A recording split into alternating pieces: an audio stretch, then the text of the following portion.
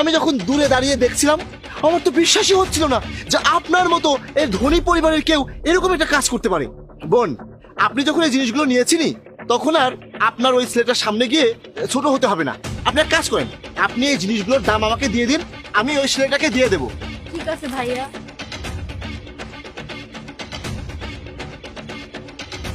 আরে আমার ব্যাগে তো টাকা নাই, আমার টাকা কোথায় গেল? আমার ব্যাগে তো অনেক টাকা ছিল, আমার ব্যাগে তো এখন টাকা নেই। আরে বোন, তুমি যখন ওই ছেলেটার কাছ থেকে এই জিনিসগুলো চুরি করেছো তখন ওই ছেলেটাও তোমার ব্যাগ থেকে টাকা চুরি করে নিয়েছে। আর একেই বলে টিট ফর ট্যাট, অর্থাৎ ইটকেল মারলে পাটকেলটি খেতে হয়।